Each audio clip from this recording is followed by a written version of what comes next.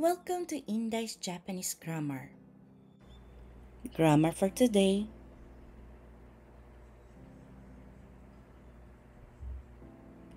Level N3. So, ang last grammar po natin is, napakadali lang po nito. Hai. Uchi ni, akarui uchi ni. Hai, ibig po sabihin, habang, yung uchi ni is habang, maliwanag. Habang maliwanag. Akaroy uchi ni po. Ano po? At kinoconjugate po siya na verb te iru or negative form na verb nai. O kaya naman po adjective maging i-adjective o kaya naman po na-adjective. Basta adjective po, maaari pong gamitin. At noun, then lalagyan po natin ng no. At i-conjugate po ang uchi ni. Ano po? Hai. So, ang katumbas niya po sa Tagalog, habang blah blah blah. At minsan po, lalagyan po natin ng ay. Depende po sa sentence. Minsan naman po hindi na kailangan. Ano po? So, ang explanation ko pong ginawa para po sa grammar na ito, ganito po yun. Ginagamit para ipahiwatig na ginawa o gagawin pa lang ang isang action habang nangyayari pa ang isang sitwasyon. Ang isang sitwasyon po. Ano po? Hi. So, ito po ang first example sentence po natin sa uchi ni na grammar po. Ano po? So, Anyursa, maaari na po kayo mag-unmute.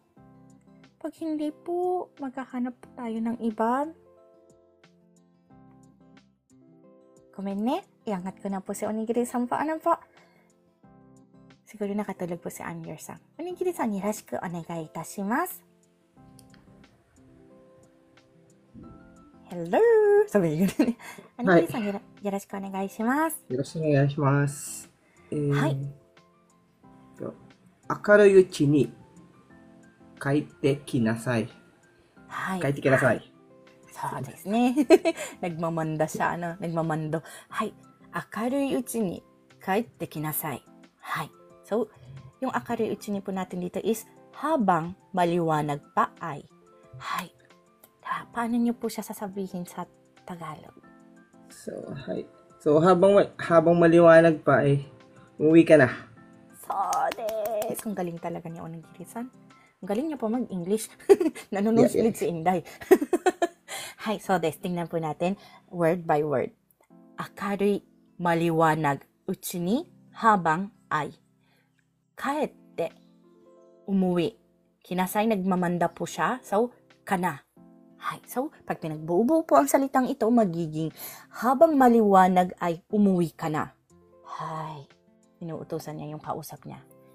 Or maybe magulang to, sinasabihan yung anak niya, no? Na habang maaga pa, umuwi ka na. Kumbaga, wag kang gabihin. Ganyan pa na. Hai. At sige, onegai shimasu, Onigiri-san. はい。何度も聞いてるうちに歌詞を覚えた。はい。何度も聞いているうちに歌詞を覚えた. Yung 聞いているうちに ay habang pinakikinggan ko. Hay, paano niyo po siya sasabihin in Tagalog? So, habang pinakikinggan ko siya ng paulit-ulit, na memorize ko yung lyrics. Hi! Subarashi desu. So desu. So, tingnan po natin word by word po. Ano po? Tumpak din po yung yung pagkakatranslate po ni Onigiri-san. Guys, ang pagkatranslate, hindi po isa lang po yung tamang sagot. Depende po sa nagtatranslate, magbabago po yung form ng pagkakagawa po ng sentence. Pero ang importante po, yung po yung meaning po. Nandoon yung meaning. Lalo na po kung grammar po yung pinag-uusapan, ganito po yung ilalabas po natin. Pero kung ang pinag-uusapan is to interpret. Interpret po. Ano po? Hindi nyo po kailangan gamitin ito mismo. Ano po? Minsan po hindi na po siya kailangan gamitin na parehas na grammar po. Ano po? Ang importante po, maintindihan ng naturally na maihatid nyo po yung salita naturally sa salita nung pinaparatingan nyo po. Ano po?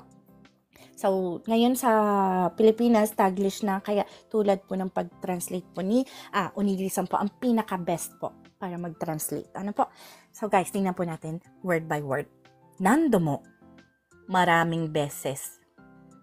Hai, kiiteiru, pinakikinggan ko. Nagkaroon po ng ko dahil siya po yung nagsasabi po. Ano po? Uchi ni habang. Kashi wo, ang lyrics, oboeta.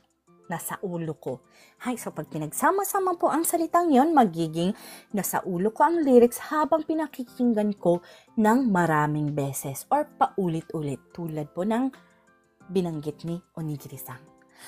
Hay, so guys, meron po tayong katanungan sa grammar po ng uchi ni. Last na po ito. Kayo po, Onigiri-san, pero I'm sure alam na alam niya. Ay, meron pa pala po tayong last.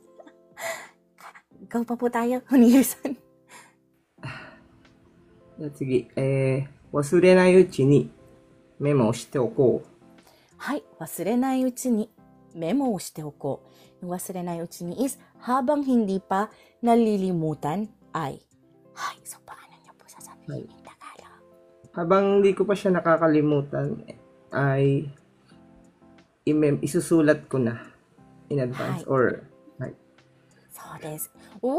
Nakuha niyo po yung in advance. So nandes yo. Hay. Pero hindi ko po linagyan ng linagyan ko na lang po ng na. Hay. Pero yung uko po, in advance niyo po. Kumbaga, kahit wala pong nagsasabi sa inyo, isusulat niyo na. Hay. So, tingnan po natin word by word po. Ano po? Wasurenai means hindi pa nalilimutan. Uchi ni means habang ay. Memo shite oko. Isang phrase na po kasi siya i-take note ko na. Yung nag-express po dito sa akin po ng oko is na. Ano po? Kasi kumbaga in advance po. So, medyo, mas maagap niya pong ginawa niyon. So, past tense na po yung na dito. So, pag pinagsama-sama po ang salitang yan, magiging habang hindi pa nalilimutan ay ite-take note ko na.